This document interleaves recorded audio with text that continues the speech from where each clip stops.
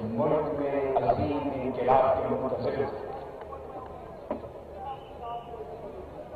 یہ وہ لوگ ہیں جو پاکستان کو ایک ایسی ریاست دیکھنا چاہتے تھے جس کا وعدہ قائد اعظم محمد علی جناح نے کیا تھا۔ یہ وہ لوگ ہیں جو 1947 میں دی گئی قیام پاکستان کے وقت کی قربانیوں کا سلا اور ان قربانیوں کا نتیجہ دیکھنا چاہتے تھے۔ یہ وہ کروڑوں عوام کے نمائندہ ہیں، ان کی آواز ہے جو اس ملک میں آئین پاکستان کے پریمبل کے مطابق اسلام کی حقیقی قدروں کا رواج اور لحاظ دیکھنا چاہتے ہیں۔ یہ وہ لوگ ہیں جو تاجدار کائنات صلی اللہ تعالی علیہ وآلہ وسلم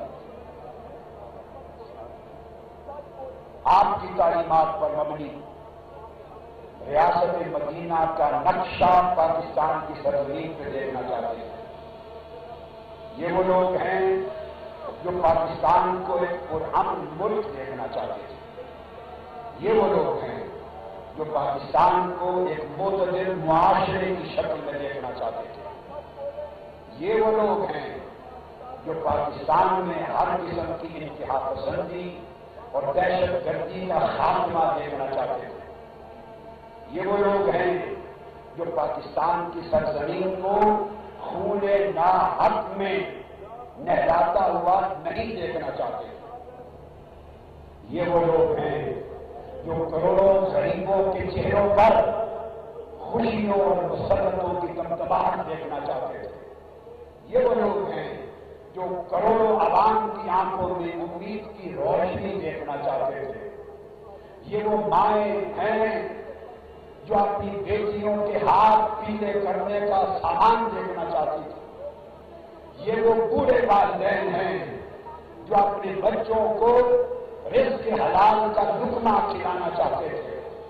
یہ وہ لوگ ہیں جو یہ چاہتے ہیں کہ ہمارے معصوم بچے دوائی نہ ملنے کی وجہ سے ایڑیاں رگڑ رگڑ کر گھر میں مر نہ جائیں۔ یہ وہ لوگ ہیں جو اس معاشرے اور اس ریاست سے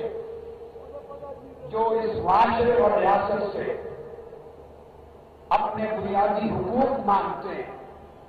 یہ وہ لوگ ہیں جو روزی مانگتے ہیں اپنے لیے، جو پینے کا ستھرا پانی مانگتے ہیں۔ یہ وہ لوگ ہیں جو اپنے لیے گھر اور چھت مانگتے ہیں۔ یہ وہ کروڑوں لوگوں کے نمائندے قانون کی محافظ کہلاتی ہے، جو قانون کی محافظ ہے، جو جمہوریت کی محافظ ہے، جو انسانی حقوق کی محافظ ہے، جو عدل و انصاف کی محافظ ہے، جو انسانیت کی محافظ ہے۔ یہ سب ذمہ داریاں اس ایوان کے پاس ہیں۔ ہم اس پارلیمنٹ کے سامنے ایک پارلیمنٹ کی دیواروں، ایک پارلیمنٹ کے دروازوں، ایک پارلیمنٹ کے در و دیوار، کھڑکیوں، روشن دانوں اور پارلیمنٹ کی فضاؤں گواہ ہو جاؤ ان لاکھوں لوگوں کو اس پارلیمنٹ کے ہوتے ہوئے بھی عدل اور انصاف نہیں مل رہا۔ اس دھرتی پر بہنے والے خونوں کے سانس نہیں مل رہا، اس میں ظلم کا اضافہ نہیں ہو رہا، اس ملک میں غریب کو روٹی نہیں مل رہی۔ کیا یہ ملک صرف شریف برادران کے لیے بنایا گیا تھا؟ بتاؤ، کیا یہ ملک صرف 2، 4 یا 5 ہزار وڈیرے جاگیرداروں، سرمایہ داروں اور لٹیروں کے خاندانوں کے لیے بنایا گیا تھا؟ کیا اس پاکستان میں غریب کو عدل اور انصاف اور برابری کے ساتھ زندہ رہنے کا حق نہیں ہے؟ بتاؤ۔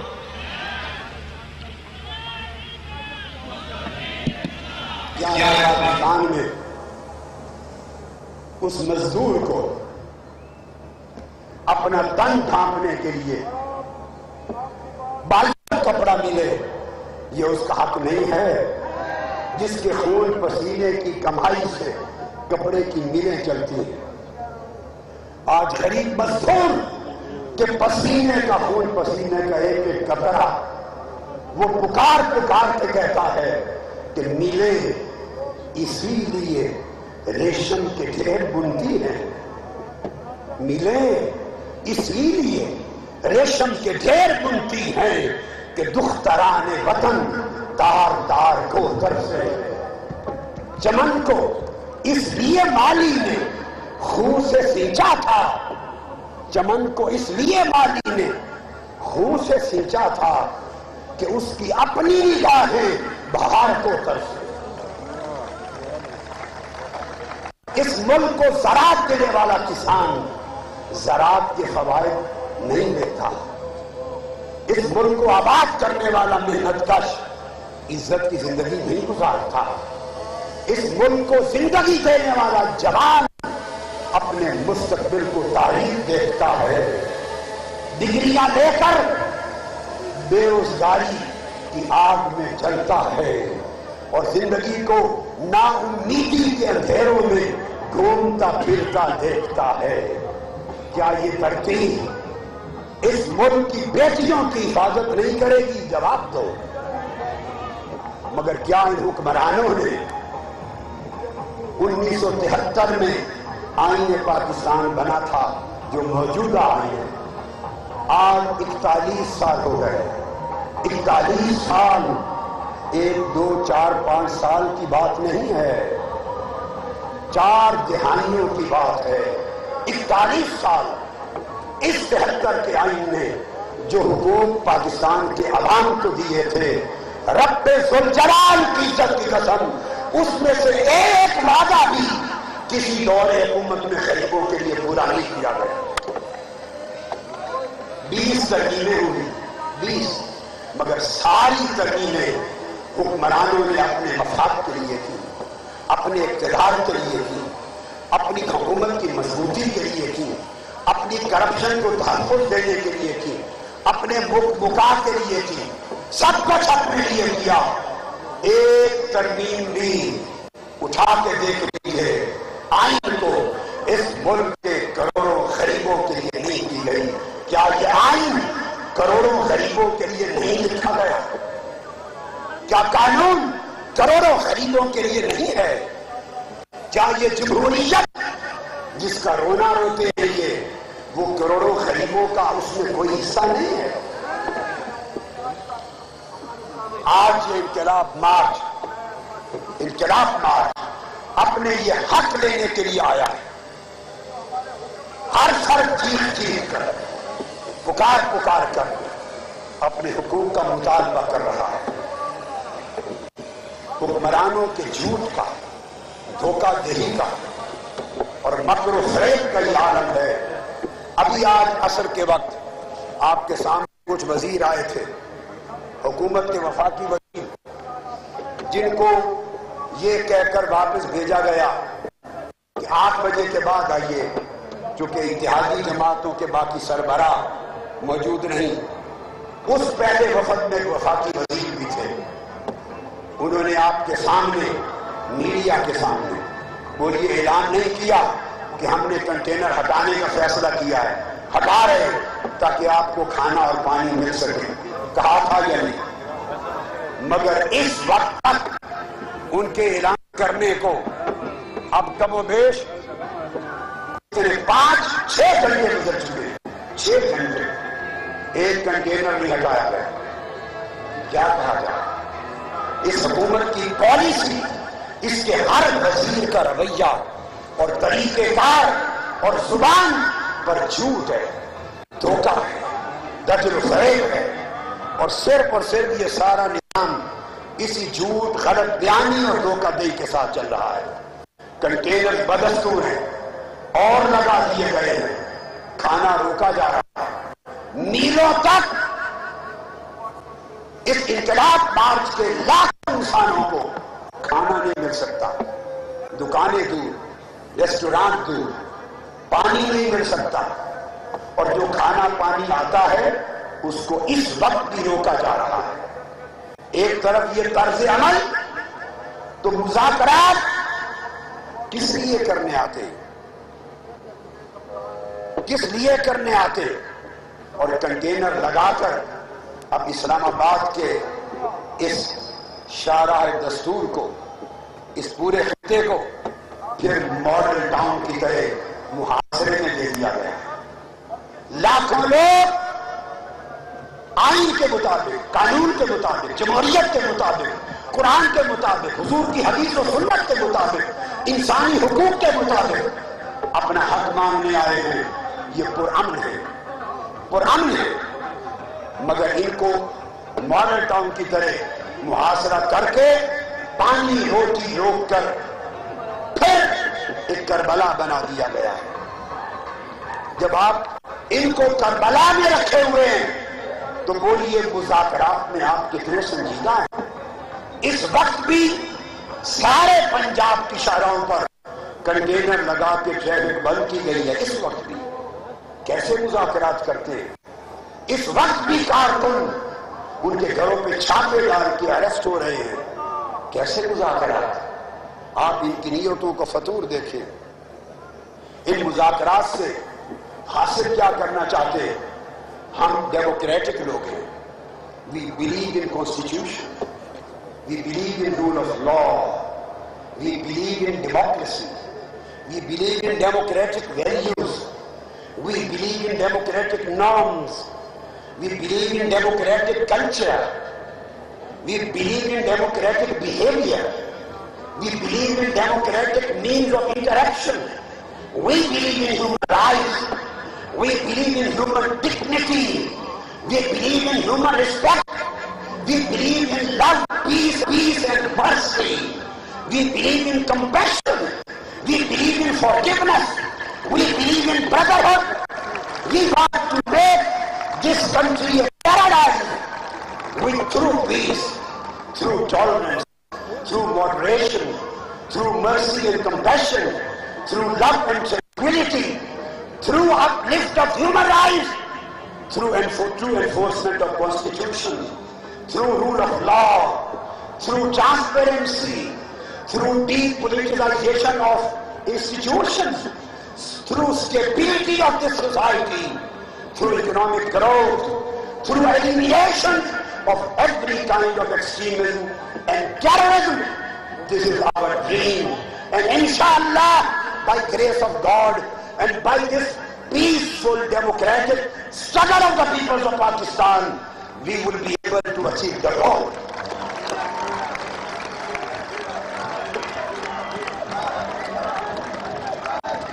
اس وجہ سے ہم نے ڈائیلاگ کو بھی ویلکم ڈائیلاگ.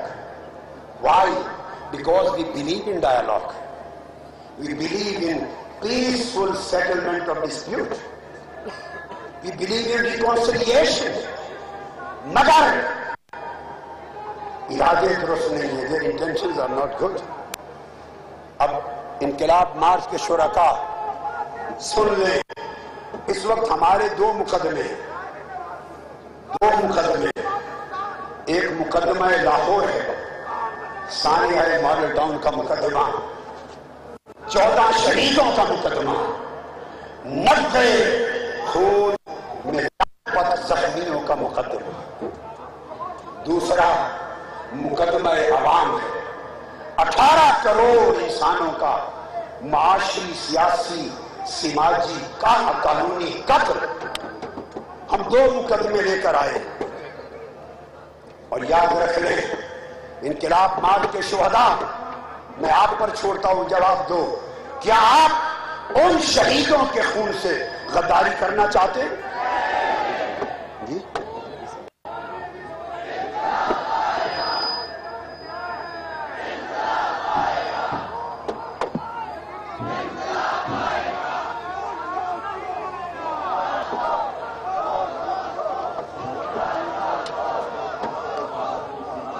ہم 14 لاشیں شہادتیں ماڈل ٹاؤن 17 جون کی لے کر آئے ہیں. ہم مظلوم ہیں. پھر 7 شہادتیں 10 اگست یوم شہداء کی جو کافروں میں ہوئی وہ لے کر آئے، 23 بن گئی، 23۔ پھر 2 اور شہادتیں سادھو کی اور گجرانوالہ کی لے کر آئے، 25۔ پھر ایک شہادت ڈاکٹر الیاس کی جو ماڈل ٹاؤن کی بسیج محاصرے میں ہوئی، 26 شہادتیں لے کر آئے ہیں۔ اور خدا جانے جو 25,000 اریسٹ ہوئے مسنگ پرسنز ہیں، ان میں کتنے شہید ہو چکے ہوں گے۔ وہ تو جب گھروں کو پہنچیں گے تو تب پتہ چلے گا کتنے شہید ہو گئے، کتنے زخمی حالت میں گھر پہنچ گئے۔ ہم درجنوں شہادتیں لے کر آئے۔ یہ مقدمہ ہے پہلا، اور ہم آئین پاکستان سے عدل اور انصاف کی بھیک مانگتے ہیں۔ ہم پاکستان کے قانون سے عدل اور انصاف کی بھیک مانگتے ہیں۔ ہم پاکستان میں جمہوریت سے عدل اور انصاف کی بھیک مانگتے ہیں۔ ہم ہیومن رائٹ انسانیت سے عدل اور انصاف کی بھیک مانگتے ہیں۔ ہم اس پارلیمنٹ ہاؤس سے ان غریبوں، مظلوموں، شہیدوں کے، یتیم بچوں کی طرف سے عدل اور انصاف کی بھیک مانگتے ہیں۔ مجھ سے شہید ہونے والوں کی روحیں سوال کرتی ہیں، ان بوڑھوں کے لٹ پٹ زخمی جسم سوال کرتے ہیں، ان 2 بیٹیوں کے تنزیلہ اور شازیہ، ان 2 بیٹیوں کی روحیں عرش الہی سے جو گولیوں سے شہید ہوئی، ان کی روحیں سوال کرتی ہیں کہ ڈاکٹر صاحب، کیا اس آپ کے ملک میں، اس دھرتی میں عورتوں کی اسی طرح قتل عام ہوتا رہے گا؟ کیا یہ سوسائٹی ماں، بہنوں، بیٹیوں کے قتل اس طرح بھول جائے گی؟ شہید ہونے والے پورے پوچھتے ہیں کہ ہمارے یتیم بچوں کا کیا بنا؟ چھوٹی چھوٹی یتیم بیٹیاں اور بیٹے وہ پوچھتے ہیں، ہم یتیم رہ گئے، اس ملک میں یتیموں کو انصاف کب ملے گا؟ قانون اتنا بے بس ہو گیا کیونکہ حاکم طاقتور ہے، حکمران طاقتور ہے، بدمست ہاتھی کی طرح، نمرود کی طرح، یزید کی طرح اتنے مدہوش بدمست ہیں، مال و دولت کے نشے میں، لوٹ مار اور کرپشن کے نشے میں، اور طاقت اور اقتدار کے نشے میں، اور اقتدار اور کاروبار کے گٹھ جوڑ میں اتنے مدہوش ہیں کہ قانون ان کے سامنے بالکل کمزور ہو گیا، آئین کمزور ہو گیا، جمہوریت کمزور ہو گئی ہے۔ لانگ مارچ کا دوسرا مقدمہ یہ ہے، ہم آئین کو حقیقی معنی میں طاقتور دیکھنا چاہتے ہیں، اور حکمرانوں کو بھی آئین کے تابع دیکھنا چاہتے ہیں، جس طرح عام شہری آئین کے تابع ہیں۔ ہم قانون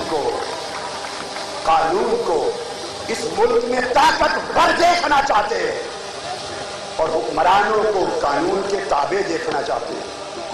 ہم جمہوریت کو اس ملک میں حقیقی معنی میں مضبوط، مستحکم اور طاقتور دیکھنا چاہتے ہیں۔ We want to strengthen democracy. We want to strengthen democratic values.